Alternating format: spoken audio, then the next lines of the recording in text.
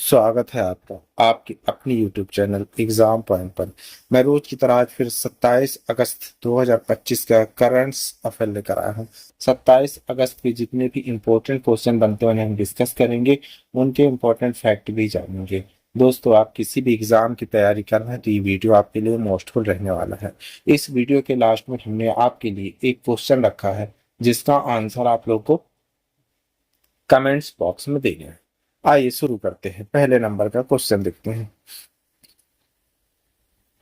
हम्म, पहला क्वेश्चन देख लेते हैं। नेपाल कला और संस्कृति महोत्सव का पहला संस्करण इंद्र यात्रा के साथ मेल खाते हुए 5 से 27 सितंबर तक नेपाल के किन स्थानों पर आयोजित किया जाएगा? सही आंसर है ऑप्शन ए, काठमांडू में, भक्तपुर में, कीर्तिपुर में, ललितपुर में और हांडी गांव में। दोस्तों, की पॉइंट देख लेते हैं। यह त्योहार बसंतपुर दरबार स्क्वायर में आयोजित इंद्र यात्रा के साथ मेल खाता है। इंद्र यात्रा के दौरान जीवित देवी कुमारी, जीवित गणेश और भैरव को लकड़ी के रथों पर परेड किया जाता है। इस त्योहार में सांस्कृतिक प्रदर्शन, विरासत की सैर, प्रदर्शनियां, मेले और पारंपरिक व्यंजनों का स्वाद चखा जाएगा। वैश्विक सोशल मीडिया तक यह पहुंच के लिए युवाओं के लिए एक खुला वीडियो चुनौती आयोजित की जा रही है। आइए दूसरे नंबर क्वेश्चन देखते हैं। इनसाइड बैंक के नए एमडी एनसीओ के रूप में 3 साल के कार्यकाल के लिए किसने पदभार ग्रहण किया है? सही आंसर है डी, राजीव आनंद जी ने। की पॉइंट लिख लेते हैं। उनकी नियुक्ति के साथ कार्यकारी समिति और निर्देशक मंडल की निगरानी समिति भंग कर दी गई। ये समितियां पहले नेतृत्व परिवर्तन के दौरान संचालन की देखरेख के लिए गठित की गई।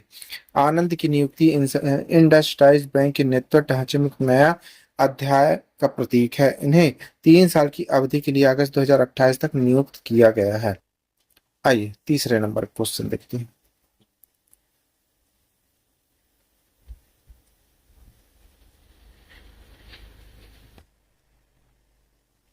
चानू ने राष्ट्रमंडल चैंपियनशिप स्नैच में कितने किलोग्राम का भार उठाया है?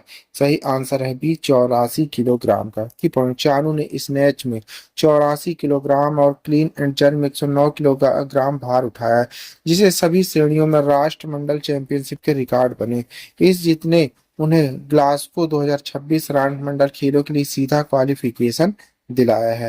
यह राष्ट्रमंडल चैंपियनशिप में उनका चौथा स्वर्ण पदक था, जो उनके 2013, 17 और 2019 में जीते गए पिछले स्वर्ण पदक में जुड़ गए। इसी श्रेणी में भारत की सौम्या सुनील दालवी ने 177 किलोग्राम भार उठाकर रजत पदक और नाइजीरिया की रूथ ओबेक्सको ने को 167 किलोग्राम भार उठाकर कांस्य पदक जीत लिया है। आइए चौथे नंबर क्वेश्चन देखते हैं। अहमदाबाद में 30वीं राष्ट्रमंडल भारोत्तोलन चैंपियनशिप का उद्घाटन दिन महिलाओं की 44 केजी 48 केजी वर्ग में भारत का पहला स्वर्ण पदक किसने जीता है? सही आंसर है सी, प्रीति सामिता भोई जी ने। के पॉइंट पे प्रीति सामिता भोई ने महिलाओं की 44 केजी 48 केजी वर्ग में कुल 150 KG 63 KG snake plus 87 KG clean and jerk के भारोत्तोलन के साथ स्वर्ण पदक जीता। धर्म ज्योति देवघरिया ने पुरुष के 56 केजी 60 केजी वर्ग में 224 KG 97 KG snatch 127 KG clean and jerk के भारोत्तोलन के साथ भारत दूसरा स्वर्ण पदक हासिल किया। इस आयोजन ने चैंपियनशिप के 30वें संस्करण में भारत के लिए एक मजबूत शुरुआत को चिन्हित किया। यह टूर्नामेंट अहमदाबाद, गुजरात में आयोजित किया जा रहा है। आइए पांचवें नंबर का क्वेश्चन देखते हैं।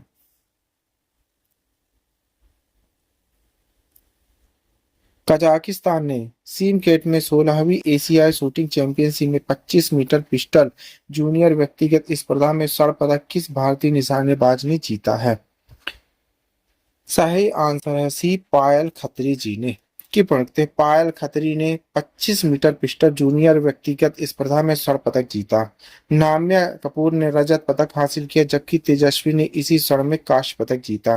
तीनों ने मिलकर 25 मीटर पिस्टल जूनियर वर्ग में टीम स्वर्ण भी जीत लिया। ट्रैम्प स्पर्धाओं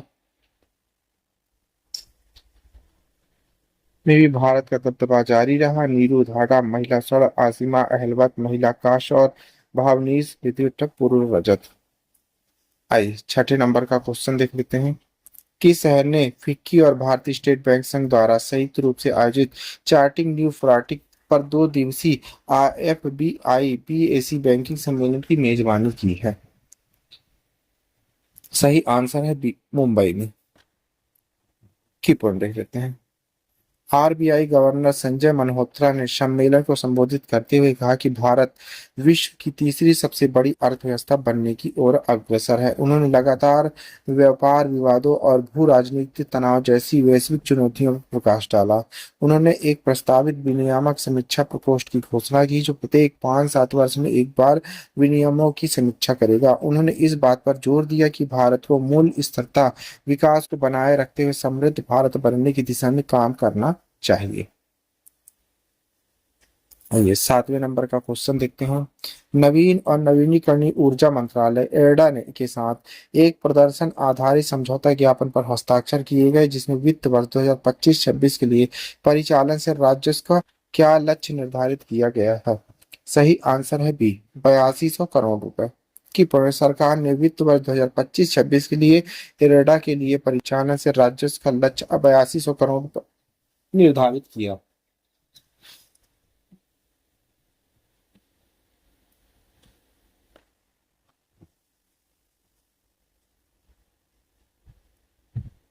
समझौता ज्ञापन में निम्बल संपत्ति पर रिटर्न, नियोजित पूंजी पर रिटर्न, पूर्व ऋणों पर एनपीए, परिसंपत्ति कारोबार अनुपात, ईटीबीटी जैसे प्रदर्शन पैरामीटर शामिल है। इरेडा ने वित्त वर्ष 2024-25 में अपने राजस्व लक्ष्य को पार कर दिया तथा 5957 करोड़ के लक्ष्य के मुकाबले 6743.32 करोड़ प्राप्त किया है। आइए आगे बढ़ते हैं। 8वें नंबर का क्वेश्चन देख लेते हैं।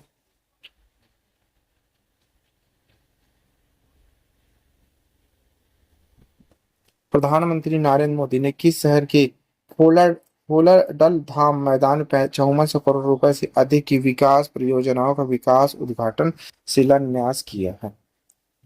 सही आंसर है बी, अहमदाबाद गुजरात में। की पढ़ते प्रधानमंत्री ने हर परिस्थिति में किसानों, पशुपालनों और छोटे उद्यमियों के हितों की रक्षा करने पर जोर दिया। उन्होंने शहरी गरीबों के जीवन को आसान बनाने की सरकार की प्राथमिकता पर प्रकाश डाला।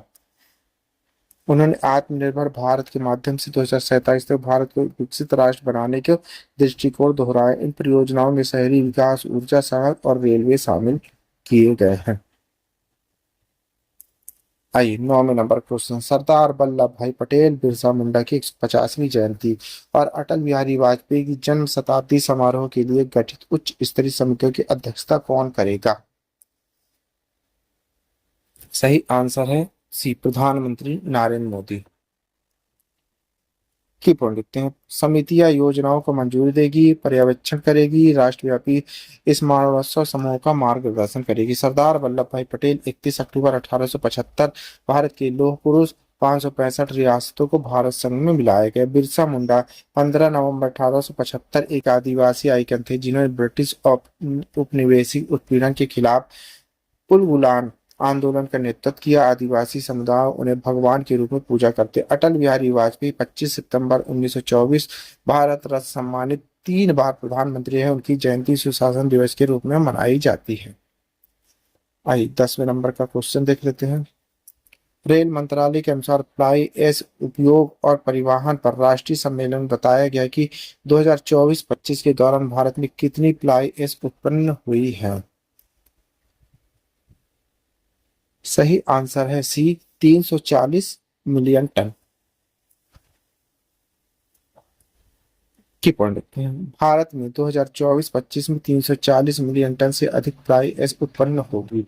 इसमें 332.63 मिलियन टन का सफलतापूर्वक उपयोग किया गया।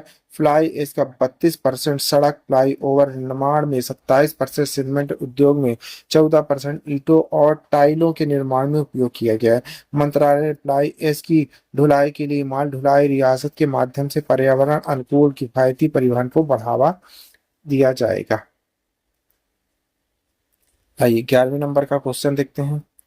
श्रम एवं रोजगार मंत्रालय के आवधिक श्रम बल सर्वेक्षण PLFF 2023-24 के अनुसार महिला कार्यबल भागीदारी दर WPR कितनी रही है? सही आंसर है सी 40.3%। की पहुंचते हैं श्रम एवं रोजगार मंत्रालय के आवधिक श्रम बल सर्वेक्षण PLF 2023-24 के अनुसार महिला कार्यबल भागीदारी दर WPR 22% 2017-18 से लगभग दोगुनी होकर 40.3% 2023-24 हो गई है। बेरोजगारी दर 5.60 से घटकर 3.2 हो गई। ग्रामीण महिला रोजगार में 96% की वृद्धि हुई, जबकि शहरी महिला रोजगार में 43% की वृद्धि हुई। महिलाओं की रोजगार क्षमता 47.63 2024 बनाम 42% 2013। स्नातकोत्तर उच्चतम रोजगार दर 34.5 से बढ़कर 40% 2017-18 2023 से 24 हो गई। भारत कौशल रिपोर्ट 2025 वैश्विक स्तर पर 55% स्नातक रोजगार पिछले वर्ष 51.2% बनाम। आइए 12वें नंबर क्वेश्चन देखते हैं।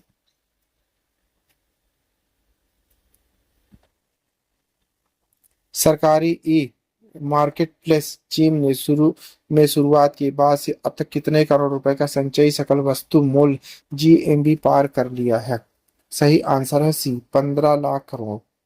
की सरकारी ई मार्केट प्लेस चीन ने 2016 में शुरुआत के बाद से अब तक कुल 15 लाख करोड़ का संचयी सकल वस्तु जीएम पार कर लिया। यह उपलब्धि भारत की पारदर्शी, दक्ष, समावेशी सार्वजनिक खरीद व्यवस्था की दिशा में बड़ी छलांग है। पिछले 9 वर्षों में चीन एक ऐसा डिजिटल मंच बना चुका है जो सरकारी विभागों, सूक्ष्म एवं लघु उद्योगों, स्टार्टअप, महिला नेतृत्व वाले व्यवसाय, अनुसूचित जाति जनजाति आधारित उद्यमों, स्वयं सहायता SHGS से जोड़ता है।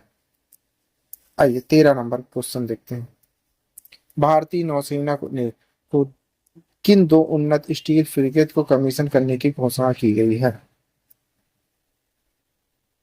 सही आंसर है B INS Udaygiri, INS Himgiri.